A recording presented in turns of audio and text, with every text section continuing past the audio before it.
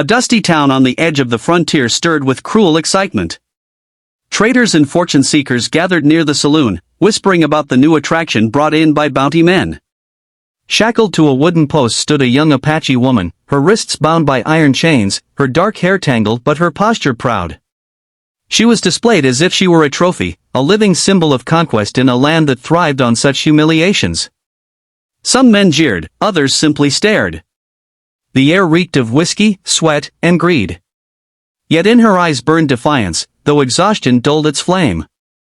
Among the crowd, a tall cowboy leaned on a weathered post, his hat pulled low to shield his gaze. His name was Colton Hayes, a rancher who rarely entered town, but circumstances had drawn him there that day. He noticed the way the men treated her, like an object, a prize to be claimed. Anger stirred in his chest, though he held it quiet.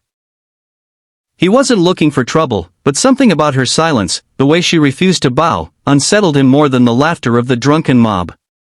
She wasn't broken, not yet. The bounty men announced her fate, she was for sale. A sickening hush fell, followed by greedy voices offering coins and cattle.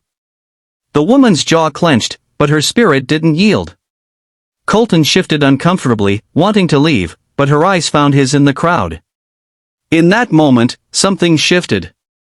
She didn't look at him with fear or hatred, just a desperate calculation. Then, when the men jostled closer, she whispered words meant only for him. "Please, claim me." The sound was fragile, but her courage in speaking those words pierced him deeper than any blade. Colton's heart pounded. He didn't know her, yet the plea echoed in his chest. Claim her? He wasn't the type to own anyone, he despised the very thought. But if he didn't act, she would be dragged into a fate worse than chains. He stepped forward, his boots striking the dusty ground with measured weight. The bounty men smirked at him, thinking another fool had been lured into their trap. Colton's voice was calm but firm. "I'll take her." The words surprised even himself. The crowd muttered, curious. With gold coins exchanged, the deal was sealed. She was his responsibility now. The men unshackled her wrists, laughing as though they had sold a mule. Her skin bore angry red marks from the iron, and though she staggered, she refused to fall. Colton steadied her, guiding her past the crowd. A few shouted crude jokes, others spat in disgust. But she kept her head high, silent and proud. He led her to his horse, a sturdy bay mare, and helped her mount. For a moment, their eyes met again. There was no gratitude yet only wary caution, and beneath it, a flicker of something stronger, hope clinging desperately to survival. The ride to his ranch was long and silent. Colton wanted to ask her name but sensed her mistrust. She rode behind him, hands clutching the saddle horn, body tense as if ready to leap. And run.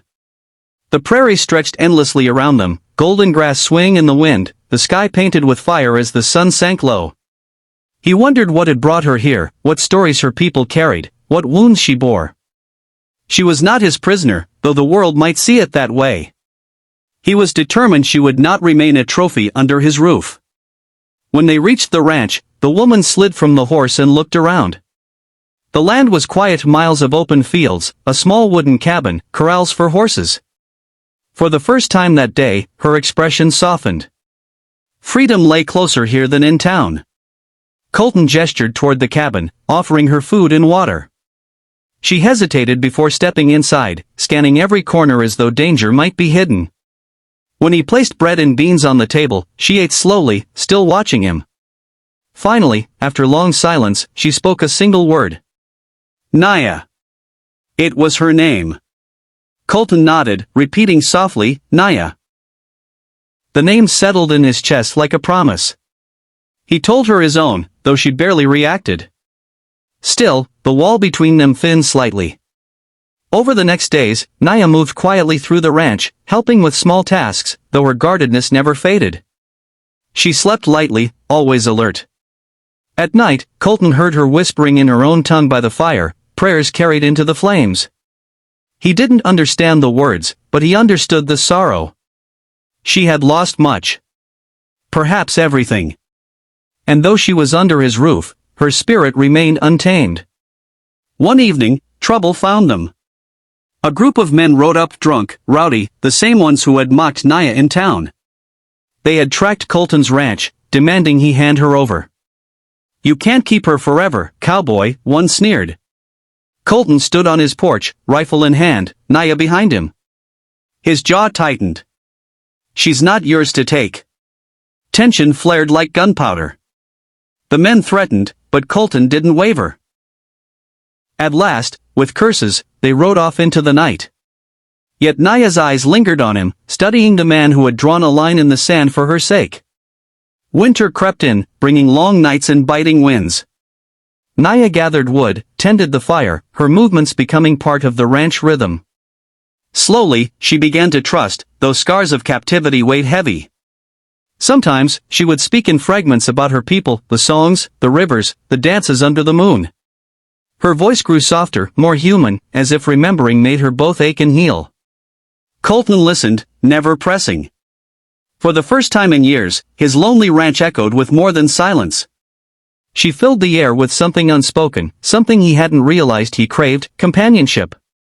One night, as snow drifted against the cabin walls, Naya fell ill. Fever burned her skin, her strength fading. Panic gripped Colton, but he stayed by her side, wiping her brow, whispering encouragement she could barely hear. For days she fought, hovering between shadows and light.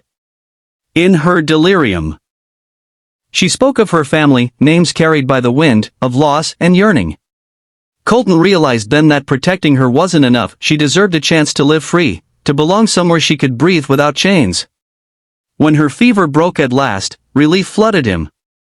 She had survived, though fragile. As spring thawed the land, Naya regained her strength.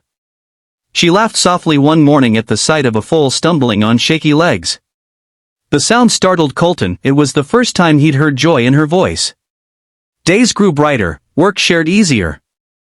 The bond between them deepened, woven from silence, small smiles, and trust forged in hardship. Yet the world outside remained dangerous. Rumors spread of soldiers coming to round up the remaining Apache, to push them onto barren lands. Naya knew her freedom was still fragile, a shadow that could be stolen if they found her.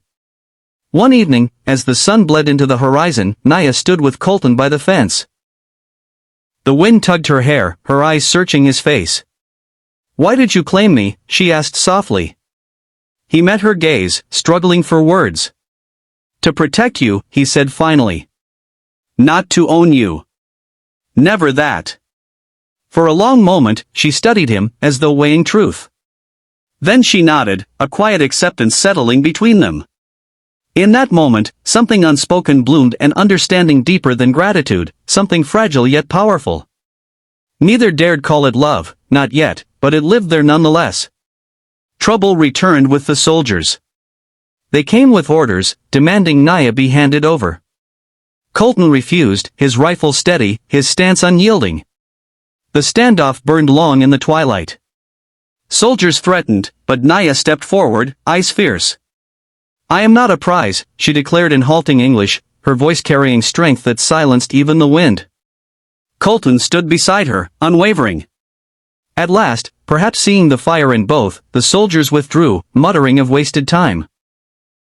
Together, Naya and Colton watched them vanish into the distance. Their world was fragile, uncertain, but it was theirs to defend, side by side. Seasons passed. The ranch thrived, no longer silent. Naya's laughter mingled with the lowing of cattle, her songs rising into the air.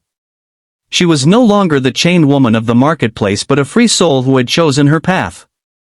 And Colton, once a solitary figure, found his life reshaped by her presence. They had become more than survivor and protector, they had become partners, equals bound not by chains, but by choice.